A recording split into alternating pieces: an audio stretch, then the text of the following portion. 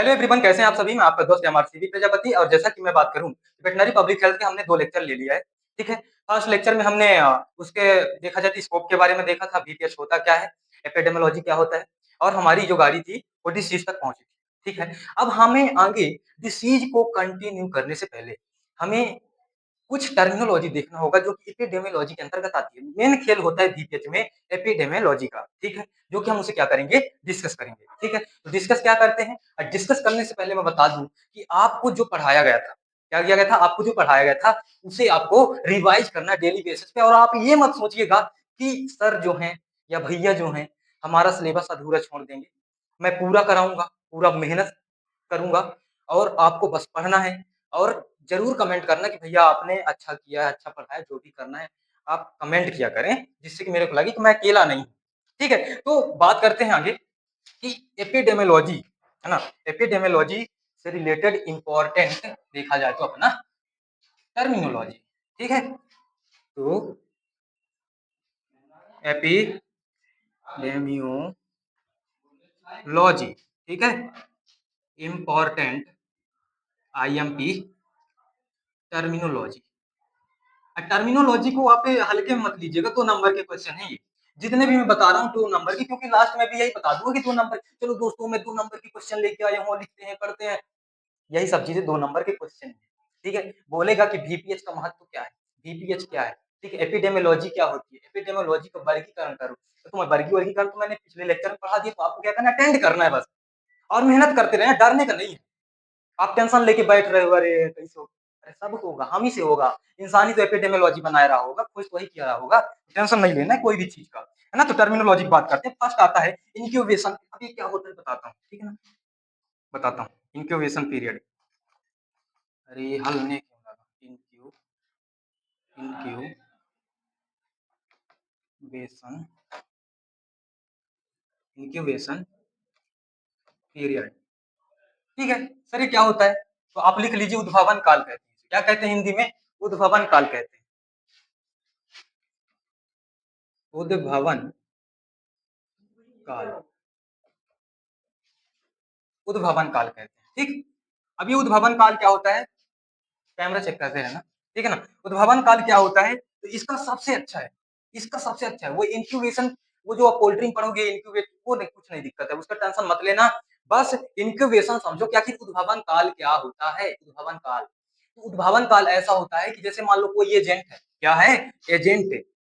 अरे लाला ये क्या एलआईसी एजेंट है, हमने बोला नहीं सर, ये एलआईसी एजेंट नहीं है, ये एजेंट है। एजेंट का मतलब रोग कारक है ना, पैथोजेंस, रोग कारक। तो एजेंट का मतलब भी समझो, ये रोग कारक, रोग कारक मतलब रोग करने वाला। रोग किससे होगा, तो रोग वायरस, बैक्टीरिया, प्रोटोजोआ, आई बात समझ में, वायरस, बैक्टीरिया, प्रोटोजोआ, और बहुत सारी चीजें हैं जो विभिन्न प्रकार के होते हैं। और देखा जाए तो हमें क्या करते हैं, बीमार कर देते हैं, बीमार कर देते हैं, रोग हो जाता है। तो एजेंट का मतलब क्या होता है, वायरस, वायरस, बैक्टीरिया, ये होता है क्या, हमने बोला हाँ ये वायरस होता है। अब समझना, रटने में हम विश्वास नहीं करते, हम समझने पे विश्वास करते हैं। और आपको मैं समझा के मानूंगा।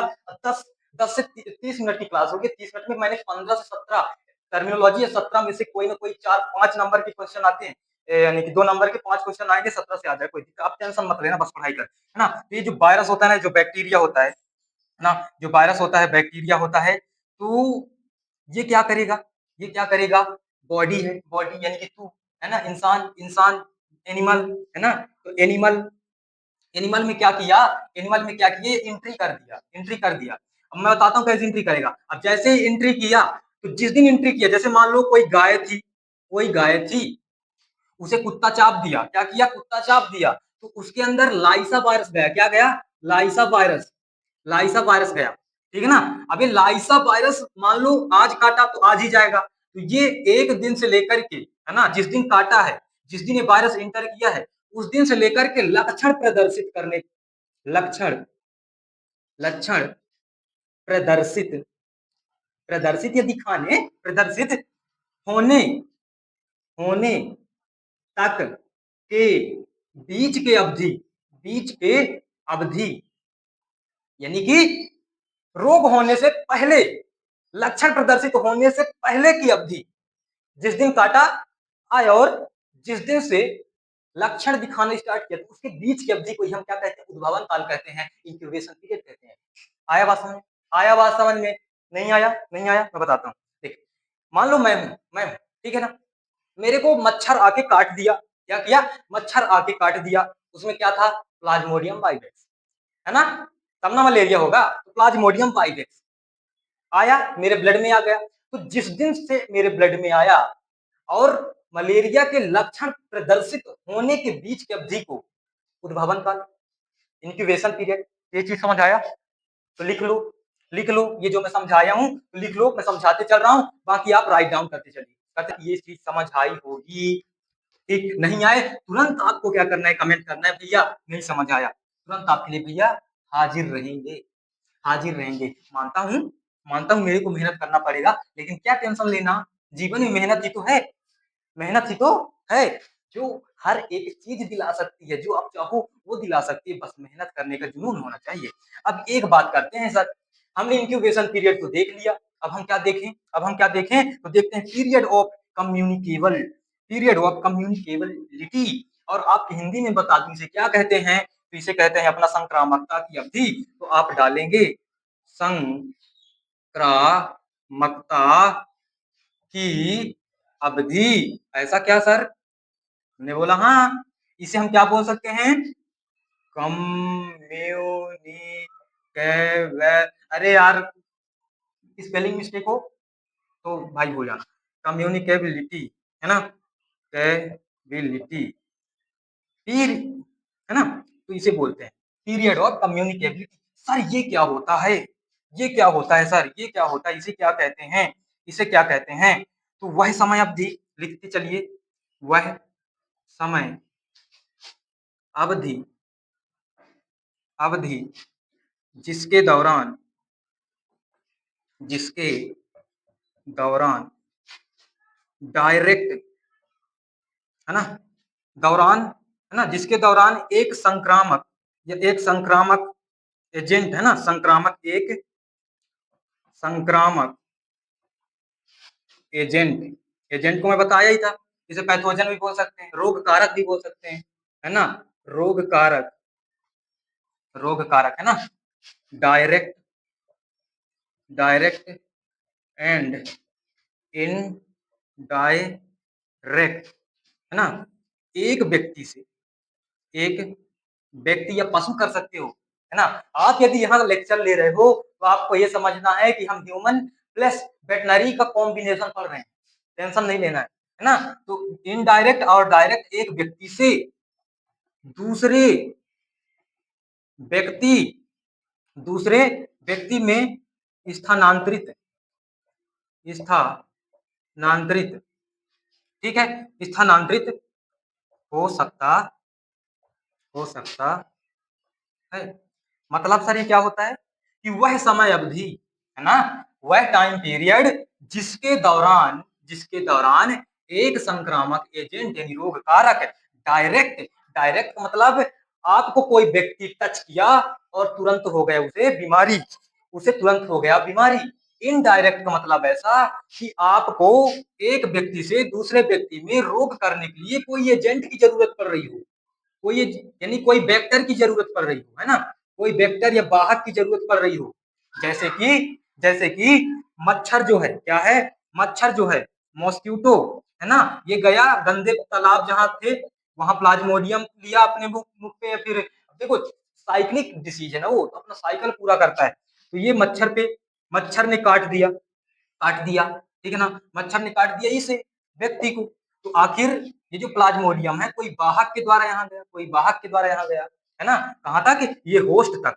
तो ये जो बॉडी है, ये जो बॉडी है ह्यूमन की, ये क्या कहला गई, होस्ट कहला गई, और ये वाहक जो इस प्लाज्मोडियम वाइवेक्स को, प्लाज्मोडियम मलेरिया जो भी है, इसे आप ट्रांसफर हो रहा है, लेकिन ये व्यक्ति से और इस व्यक्ति में कैसे जाएगा, कैसे जाएगा, तो जैसे मान लो इसे हो गया था राइनो वायरस से अपना कॉमन कोल्ड, राइनो वायरस से हमें इसे हो गया था कॉमन कोल्ड, अब जब हुआ इसे, तो अब ये व्यक्ति भी गया, बोलता है हेलो, हेलो सीवी, अब सीवी को था क्या, कॉमन कोल्ड, अब आती है क्या कर रहे हो, मैं बोला कुछ नहीं यार, बोलती अरे आने दो, मैं बोला ठीक है बैठो बैठो बैठो, फिर फिर मेरे को आई छींक, स्नीजिंग, ठीक है। अब जैसे ही अच्छी किया तो ये जो मेरा जो वायरस है ना, ये ड्रॉपलेट के रूप में बाहर निकला भैया, बाहर निकला। अब इसका देखा जाए तो जब ये हवा में मिला तो वहीं पास बैठी थी सुंदर कन्या। सुंदर कन्या बैठी थी और वहीं पास योगा स्टार्ट कर दी, है ना? और जैसे ही योगा स्टार्ट की तो वहीं की वायु ली और दूसरे दिन देखा तो छी-छी करके भाग रही है ना? तो आखिर आखिर ये जो एयर है, एयर जो है ना? एयर जो है वेक्टर का आखिर कार्य किया कि नहीं किया? किया कि नहीं किया? तो आया समझ में कि डायरेक्ट और इनडायरेक्ट एक व्यक्ति से दूसरे व्यक्ति में कैसे स्थानांतरित हो रही है और वही स्थानांतरण को हम क्या कहते हैं? संक्रामकता की अवधि, वही। ठीक है ना? आई बात समझ में? अब भी नहीं आएगी तो मैं क्या करूँ बताओ? चलो ठीक है, अब बात करते हैं अपना तीसरे अत्याचार की। बोलो सर ये क्या होता है? हम बोले कुछ नहीं होते, सब नॉर्मल चीज़ें होती हैं, बस हमें क्या लगती है डर, हमसे नहीं हो पाएगा, हमसे नहीं हो पाएगा, हैं? अरे हम ही से तो होगा सब, हमसे नहीं होगा तो किससे होगा? है ना? और एक चीज़ बता दूँ आप लोग तैयार रहना, आप लोगों के लिए कंटेंट मटेरियल एकदम मस्त बुकलेट के रूप में उपलब्ध होने वाली है। आप लोग बस सहारा देना, सपोर्ट करना बस। ये मत सोचना कि भैया यार ये क्या बताऊँ, हम मेरा मेरा कुछ नहीं होने वाला उससे। आप लोग सोचो कि करोड़पति बन जाएगा, कुछ नहीं बनूँगा मैं, आपके ही बीच रहूँगा, टेंशन मत लेना आप लोग, है ना? कुछ करोड़पति नहीं, मैं अभी भी रोडपति हूँ, समझ रहे हो? अभी भी मैं रोडपति हूँ, करोड़पति नहीं हूँ, वो आपके ऊपर डिपेंड करता है। आई बात समझ में? तो पढ़ लें क्या तीसरा? आ जाओ पढ़ते हैं तीसरा। ये क्या होता है यार? ये तीसरा क्या होता है?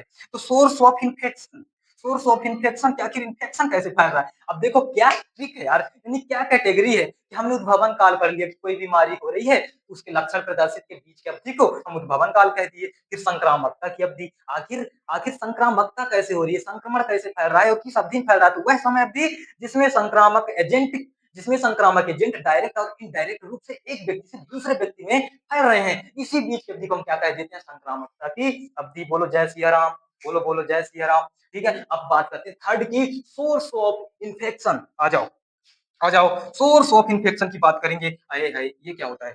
हम बोलेंगे अरे कुछ नहीं होता रे। तो सोर्स लिख भी रहा है कि नहीं है? नहीं बोला, अरे मास्टर तू तो गलत पढ़ा दिया यार।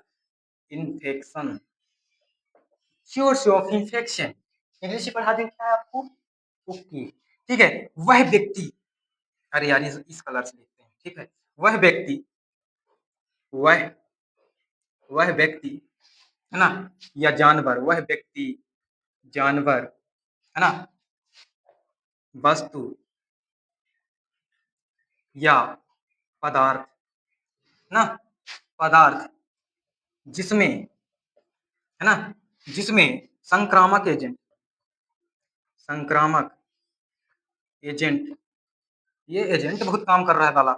एजेंट, होस्ट, मैं बताता हूँ ये होस्ट क्या होता है। होस्ट जिसे जिसे व्यक्ति को बीमारी हो रही है ना, जिस व्यक्ति को बीमारी हो रही है वो होस्ट का कार्य करता है। ठीक, तो समझना समझना कि मान लो कोई एक जलाशय है, क्या है? रिजर्वायर है, कोई जलाशय है, कोई तलवा है। क्या है तलवा दादू? तलवा, तलैया, तालाब, है ना, तालाब। ऐसा क्या? हमने बोला हाँ। ठीक, तो रिजर्वायर है, जलाशय है। तो मान लो जलाशय है लाला, यहाँ पानी भरा हुआ है, ले ले ले ले ले, तालाब। ठीक, अब इस तालाब में मान लो कोई बीमारी है, कोई बीमारी है। अब क्या बीमारी हो सकती है यार? क्या बीमारी हो सकती है? हैं? क्या हो सकती है बीमारी? ठीक है, तो मान लो मान लो यहाँ यहाँ से मान लो स्नेल होने वाली बीमारी, क्या होने, स्नेल से होने वाली बीमारी जो होती है ना, टिक्स और चिचुड़ी जो भी है ना। तो एक सिंपल सा फंडा उठाते हैं, एक सिंपल सा फंडा उठाते हैं।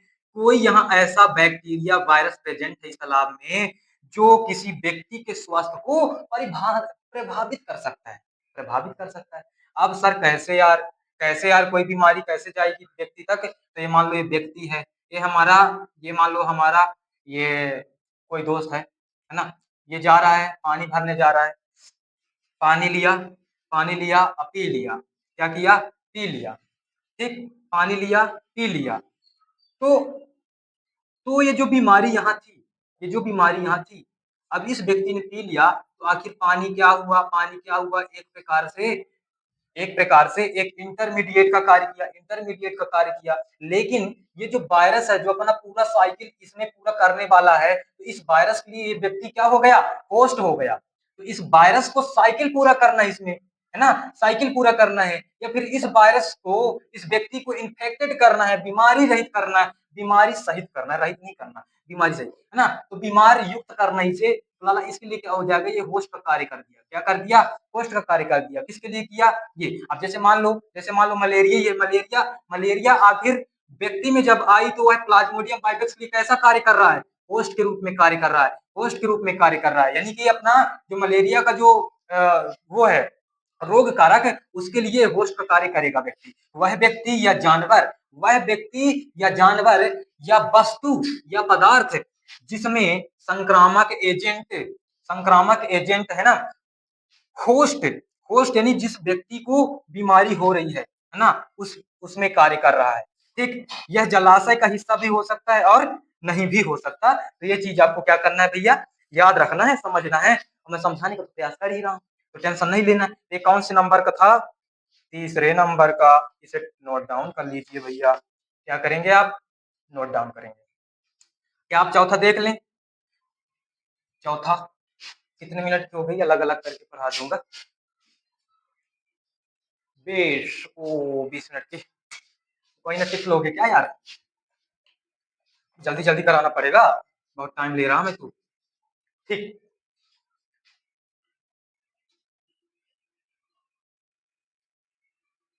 अब बात करते हैं अपना जलाशय रिजर्वायर। जलाशय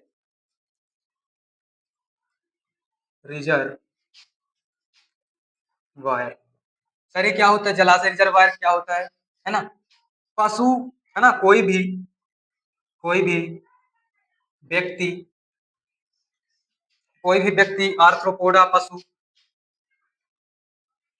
आर्थ्रोपोड पशु, है ना, पशु, जीवित या फिर पौधा, पौधा, मिट्टी, राइटिंग नहीं आती यार, बाकी और तो सब ठीक है। मिट्टी या पदार्थ, है ना, मिट्टी या पदार्थ जिसमें, एक तो सोचने में दिक्कत जा रही, याद ही नहीं आ रहा टाइम से, जिसमें संक्रामक संक्रामक एजेंट एजेंट जीवित रहता है, अपनी संख्या बढ़ाता है, अपनी संख्या बढ़ाता है ना, मल्टीप्लाई करता है, और जिसे एक जिसे एक अति संवेदनशील एक अति संवेदन संवेदनशील मेजबान, मेजबान को क्या कहते हैं, होस्ट कहेंगे, मेजबान या होस्ट, होस्ट में संचारित संचारित किया जा सकता है, किया जा सकता है। उदाहरण के लिए मिट्टी टिटनेस का एक जलाशय है ना, मिट्टी मिट्टी टिटनेस का एक रिजर्वायर है ना, रिजर्वायर। अब ये सर, मिट्टी जो है टिटनेस का कैसे रिजर्वायर है, तो बोलते हैं ना कि जंग लगी हुई वस्तुओं को जब लग जाए, या आपके छिल जाए कोई राड वाड से, तुरंत टिटनेस लगवाना चाहिए, है ना। ये जो टिटनेस का जो भी रोग कारक है ना, वो मिट्टी में रह रहा है, किसमें रह रहा, मिट्टी में रह रहा, जंग लगी हुई वस्तु में रह रहा। तो उसके लिए, है ना, यदि उसके पॉइंट ऑफ व्यू से देखते हैं, तो उसके लिए एक प्रकार से ये जो मिट्टी है रिजर्वायर का कार्य कर रही है, रिजर्वायर का कार्य कर रही है। जैसे कि कोई मलेरिया का रोग कारक यदि गंदे कीचड़ में अभी प्रेजेंट है ना, तो उसके लिए वो जो गंदा कीचड़ है ना, वो रिजर्वायर है। क्या है, रिजर्वायर है। आई बात समझ में। तो कोई भी रोग कारक जैसे कोई रोग कारक मान लो कोई प्लांट में है, उस प्लांट को खाने से यदि हमको हो रहा है, तो उसके पॉइंट ऑफ व्यू से वो रिजर्वायर, उस रोग कारक का रिजर्वायर प्लांट होगा। आई समझ में? जैसे मान लो स्नेल से होने वाली बीमारी, स्नेल से होने वाली बीमारी के लिए रिजर्वायर कौन होगा? स्नेल कहाँ पाया जाता है? नदी में पाया जाएगा, तालाब में पाया जाएगा। तो उसके पॉइंट ऑफ व्यू से वो रिजर्वायर हुआ।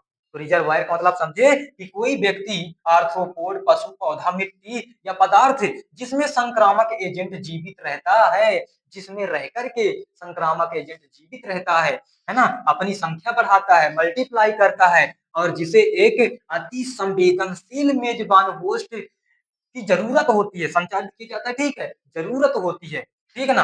अब उसके पॉइंट ऑफ व्यू से देखें कि रिजर्वायर, तो रिजर्वायर आर्थ्रोपोड भी हो सकता है, पशु भी हो सकता है, व्यक्ति भी हो सकता है, पौधा भी हो सकता है, मिट्टी भी हो सकता है। अब इसी मिट्टी का उदाहरण यहाँ मैंने दे दिया है कि जो मिट्टी होता है वो टिटनेस का रोग कारक का रिजर्वायर है लाला। आए समझ में मेरे भैया? आए समझ में? अब जनरेशन टाइम देख लेते हैं, एक नई चीज, जनरेशन टाइम, ये क्या होता है बोलोगे? देखो थोड़ा सा टाइम लग रहा है, लगे, लेकिन आप लोग समझो, मैं जितना पढ़ा रहा ना, आप समझते चलो, लिखते चलो। देखो लिखने में मेरा टाइम नहीं जा रहा है और समझाने में जा रहा है। चाहूँ तो मैं भी ऐसे बक बक करके निकल लूँ, है ना, तो आपके पल्ले नहीं पड़ेगा। दूसरे दिन से बोलोगे मास्टर गलत पढ़ाता है। क्या पढ़ाता है मास्टर? गलत पढ़ाता है। भैया क्या करते हैं? गलत पढ़ाते हैं, ये बोलोगे, तुम ही लोग बोलोगे फिर, है ना, बोलते नहीं थकोगे। जनरेशन टाइम की बात कर लेते हैं। जनरेशन टाइम, जनरेशन टाइम की बात करते हैं, ये क्या होता है सर? तो इसे हम देखेंगे कि संक्रमण प्राप्त होने, संक्रमण प्राप्त होने, संक्रमण प्राप्त होने से लेकर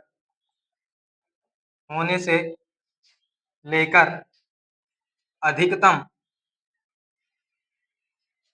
अधिकतम संक्रामकता, संक्रामकता, है ना, विकसित, विकसित होने तक की अवधि, होने तक की अवधि, अवधि को हम जनरेशन टाइम कहते हैं। संक्रमण प्राप्त होने से लेकर अधिकतम संक्रामकता विकसित होने तक की अवधि। इसका मतलब क्या है सर? थोड़ी पची टाइप्स नहीं है, पची टाइप्स नहीं, ये क्या होता है? आओ गांव की भाषा में आ जाओ जल्दी से। संक्रमण प्राप्त, संक्रमण प्राप्त मतलब कोई बीमारी है, कोई बीमारी है, वो हमारे शरीर में आई, तो हमने क्या कर लिया? संक्रमण को प्राप्त, बोले वेलकम, वेलकम राइनोवायरस, जल्दी से आजा, अब तू सर्दी का लक्षण दिखा, है ना।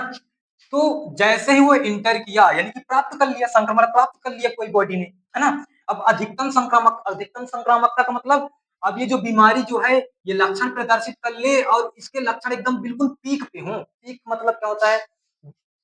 पीक का मतलब ये होता है कि लाला जब सर्दी होता है ना, तो धीरे धीरे होगा, धीरे धीरे आगे छींक आएगी, अच्छी अच्छी करते बाबू के, फिर एक टाइम ऐसा ही साला बुखार भी आएगा उसी टाइम पे, उसी टाइम पे नाक भी बहेगी, उसी टाइम पे देखा जाए तो एकदम यहाँ दर्द होगा, वो पीक होता है।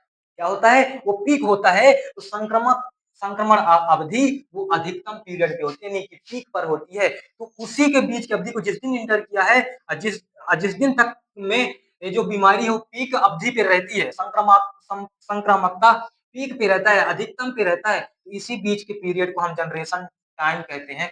समझ लीजिएगा ये चीज को, है ना। फिर विंडो पीरियड क्या होता है लाला? विंडो पीरियड पांचवा। क्या सर आप कंप्यूटर पढ़ाने लग गए? हमने बोला नहीं भैया, ऐसा कोई बात ना है। विंडो पीरियड, अब ये क्या होता है यार? हमने फर्स्ट फर्स्ट सुना, तो मैंने भी सुना है फर्स्ट फर्स्ट, चलो दोनों मिलकर पढ़ लेते हैं। संक्रमण, संक्रमण होने, है ना, संक्रमण होने और शरीर में एंटीबॉडी के पता लगाने योग्य होने के बीच की अवधि। आए है, ये है क्या? संक्रमण होने और शरीर में एंटीबॉडी के पता लगाने योग्य होने के बीच की अवधि। ये ज्यादा ही ज्ञान नहीं देती है एंटीबॉडी? नॉर्मल चीज है यार कि कोई बीमारी आपको हो गई, कोई बीमारी आपको हो गई, जैसे मान लो कि, जैसे मान लो कि हमें एफएमडी हो रहा है, यानी कि जानवर को हो रहा है, एफएमडी जानवर को हो रहा है, तो फुट माउथ डिसीज का जो वायरस है, है ना, एफएमडी कैप्सो, है ना, वो जब गया इंटर किया होगा तो क्या पता चला हमें कि एफएमडी हो रहा है? नहीं हो रहा है, नहीं हो रहा है। लेकिन जब उस जानवर में फोड़ा पड़ पड़ के फूटने लगे, माउथ सूज गया, वहां फोड़ा पड़ के फूट रहा है, पैर पे फोड़ा फोड़ा पड़ के फूट रहा है, वो जो खुर होती है ना जो बीच में ऐसे, जो बीच में दो विभाजित करती, तो वहां एकदम रेडनेस आ गई और घाव बन गया। तो वो जो समय होता है तब फिर पता चलेगा खिलाड़ी ले, इसमें तो फुट माउथ डिसीज का वायरस है, अब इसे क्या करना है, कंप्लीटली खत्म करना है। तो इसे अब कौन सा डोज दें, कौन सा इंजेक्शन दें, कौन कैसी बीमारी, यानी कि इसका इलाज कैसे करें, इसका एंटीडोट क्या है, इसका एंटीडोट क्या है? एंटीडोट कब पता चलेगी, एंटीबॉडी कब पता चलेगी? जब संक्रमण अपने पीक टाइम पे हो जाएगा, यानी कि अपने लक्षण प्रदर्शित करने लग जाए, और लक्षण भी एकदम हाई लेवल पे प्रदर्शित थोड़ा थोड़ा करने लग जाए, लगे कि हाँ इसे एफएमडी है, तो उसी अवधि को हम क्या कह देते हैं, जनरेशन पीरियड, विंडो पीरियड कह देते हैं। आई बात समझ में? हमने क्या 5 डिस्कस किया है, और 5 में से मैं बता दूं, जनरेशन टाइम आ सकता है, जनरेशन टाइम, और वो अपना संक्रामकता अवधि, है ना, और उद्भवन काल। ठीक है, टाइम ज्यादा हो रहा है और हो सकता है आप टिक भी ना पाए। तो मैं आशा करता हूँ आपको समझ आया होगा लेक्चर, है ना, लेक्चर आपको समझ आया होगा। 5 अभी करा दिया, अगला लेक्चर प्रयास करूंगा कि जो भी अभी बच रहे हैं ना 10-15 अभी टर्मिनोलॉजी बच रही है, तो उस टर्मिनोलॉजी के लेक्चर को देखना नहीं भूलें, ठीक ना, उसे आप अटेंड करें, खूब मेहनत करें, और अपने मेहनत के साथ साथ आशीर्वाद दें कि मेरा भी पढ़ाई में मन लगा रहे और अच्छा मेहनत करता रहूं। आया बात समझ में? ठीक है, तो लगा हुआ है, पूरा सिस्टम लगा हुआ है। ठीक है, लड़कों के लिए बता दूं, भैया टाइम है, टाइम रहते पढ़ लेना, ज्ञानवाचक मेरे को मत समझना, ये समझना कि मैं आपका बड़ा भाई हूँ। लड़कों के लिए, देवियों के लिए नहीं बोलता मैं कुछ ना, उनसे पंगा नहीं लेने का, लड़कों के लिए लाला पढ़ लेना। ठीक है, ये जो इमोशन वाला सिस्टम है ना, वहाँ ज़्यादा जाने का नहीं, है ना? नहीं अभी इस पोज़ीशन पे होगे ना, यहाँ पहुँच जाओगे, यहाँ। टाइम रहते सुधर जाओ, 2 साल का समय मिला है, खूब मेहनत कर लो। मैं ये नहीं कहता कि नौकरी कर लो, मैं ये कहता हूँ कि इस लेवल का बन जाना ना, कि व्यक्ति सामने वाला खुद चल के आए, जाने की ज़रूरत नहीं पड़े। ठीक है? जय हिंद, जय भारत, वंदे मा